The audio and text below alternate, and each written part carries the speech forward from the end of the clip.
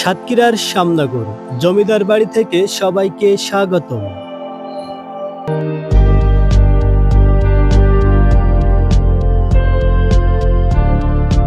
রাজা হরিচরণ রায় বাহাদুরের রাজপ্রাসাদের সামনে শুভেচ্ছা জানাচ্ছি সাতক্ষীরার শ্যামনগরের নকিপুর রাজবাড়ি থেকে। রাজবাড়ি এবং এই রাজবাড়ির ইতিহাস সম্পর্কে তুলে ধরার চেষ্টা করব। আশা করি আমার আজকের এই আয়োজনটি আপনাদের অবশ্যই ভালো লাগবে। জমিদার বাড়ি ইতিহাস বলছে 18 শতকের মাঝামাঝি সময়ে হরিচরণ রায় বাহাদুর তৎকালীন ব্রিটিশ স্থাপনা শিল্পের সহায়তায় নির্মাণ করেছিলেন এই বিশাল রাজপ্রাসাদ। হরিচরণ বাবুর পিতা ছিলেন প্রিয়নাথ চৌধুরী এবং মাতা ছিলেন নিস্তারিণী দেবী। মুর্শিদাবাদ থেকে এপার বাংলায় পাড়ি জমিয়েছিলেন 18 শতকের শুরুর দিকে। তিনি ছিলেন একাধারে শিক্ষা অনুরাগী, দানবীর, প্রজাবাৎসল, সমাজসেবী, স্বাধীনচেতা জমিদার। জনশ্রুতি বলছে জমিদার বাবুর মোট বিষয় সম্পত্তির পরিমাণ ছিল 2 লক্ষ একর। এই বিশাল সম্পত্তির খাজনা আদায় করতে বর্তমান ভারতের হিঙ্গলগঞ্জ এবং বাংলাদেশের সাতক্ষীরা জেলার কালীগঞ্জ ও শ্যামনগর থানায় প্রায় 700টি কাছারি স্থাপন করেছিলেন তিনি। ঝুঁকিপূর্ণ অবস্থায় দাঁড়িয়ে আছে এই বিশাল রাজপ্রাসাদ।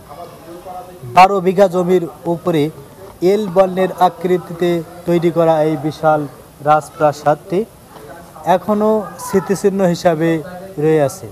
এই যে দেখুন, ঝুঁকিপূর্ণ একটি বিল্ডিং, এখানে আসাও নিরাপদ না। এই যে দেখুন কি অবস্থায় পড়ে আছে।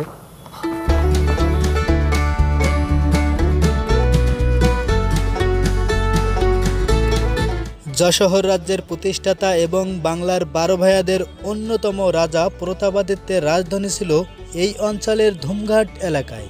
তবে অন্যান্য জমিদারদের মতো হরিচরণ রায় চৌধুরী শুধুমাত্র সম্পদ ও বিলাসে মগ্ন ছিলেন না, সমাজ সংস্কারকমূলক নানা কাজ করেছিলেন তিনি। যেমন চলাচলের জন্য রাস্তা নির্মাণ, কৃষকদের পানির সমস্যার জন্য খাল খনন এবং শিক্ষা বিস্তারের জন্য বেশ কিছু শিক্ষা প্রতিষ্ঠান তৈরি করেছিলেন তিনি। 1899 সালে প্রতিষ্ঠিত নকিপুর সরকারি হরিচরণ পাইলট মডেল মাধ্যমিক বিদ্যালয় তারই শিক্ষা অনুরাগীর মানসিকতার পরিচয় বহন করে।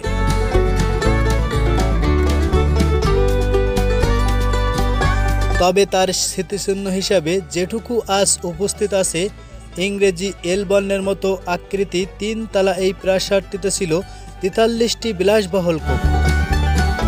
এই প্রাসাদটি বর্তমানে বার্ধক্যে পৌঁছলেও যৌবনে এর জৌলস ছিল দেখার মতো। বাগানবাড়ি সহ মোট 12 বিঘা জমির ওপর প্রতিষ্ঠিত এই রাজপ্রাসাদটিতে ছিল দুর্গম সুড়ঙ্গ কক্ষ, নওবাতখানা, শিব মন্দির, জলাশয়, দাতব্য চিকিৎসালয়, ঘোড়াশালা, ধানের গলা, ঠাকুরঘর, স্থায়ী দুর্গাপূজা মণ্ডপ, বিশ্রাম কক্ষ, অতিথিশালা এবং জানা অজানা অনেক স্থাপনা। এই যে দেখুন এই বিশাল ভবনটি কিভাবে টিকে আছে। এই ভবনটি যখন নির্মাণ করা হয়েছিল সেই সময় রড সিমেন্ট কিন্তু ছিল না, চুন সুটকি দিয়ে এই ভবনটি নির্মাণ করা।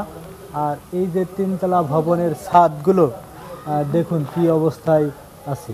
সব বড় বড় সেগুন কাঠ এবং লোহার পাত দিয়ে এই ছাদগুলো নির্মাণ করা। ভেঙে পড়া কারুকার্য, ঘষিত চুন ছগলির পলেস্তরা এবং ভবনের মাঝে ফোকলা দাঁতের মতো অংশ জানান দিচ্ছে প্রায় 150 বছরের ক্লান্তি। বুক ভরা আফসোস, অভিমানে মাটিতে মিশে ধূলিসাৎ হতে পারলেই যেন শান্তি মেলে তার। তবে সব থেকে বড় আক্ষেপের বিষয়, এত বড় স্থাপনার করুণ রোদন শুনেও কেউ বাঁচাতে আসেনি একে। ঘূর্ণি ধরা দরজা জানলা, খসে পড়া পলেস্তরা বা ইটের পাঁজরের আত্মচিৎকার পৌঁছাতে পারেনি আজকের সভ্য সমাজের কাছে। বিবেকবান মানুষ আজও কান পাতলেই শুনতে পান জরাজীর্ণ প্রাসাদের বেঁচে থাকার আকুতি। তাই নীরবে অভিমানে বুক ফোটা আফসোসকে সমাধি করে বাড়িটি আজ ধূলিসাৎ হবার অপেক্ষায় দিন গুনছে নিরন্তর। ইংরেজি এল বর্ণের মতো এই বিশাল রাজপ্রাসাদের অনেকগুলো প্রবেশ পথের মধ্যে এই একটি প্রবেশ পথ। আর আমি এই প্রবেশ পথ দিয়ে ভিতরে প্রবেশ করব। দেখুন এর ভিতরটা কি অবস্থায় পড়ে আছে। ওই যে দূরে আমার পিছনে দেখা যাচ্ছে এই জমিদার বাড়ির মন্দির, জোড়াশরীফ মন্দির, ওই যে দূরে। পরবর্তী ভিডিও দেখার জন্য সবাইকে আমন্ত্রণ রইল। চ্যানেলটি সাবস্ক্রাইব করে আমাদের সঙ্গে থাকুন। ধন্যবাদ।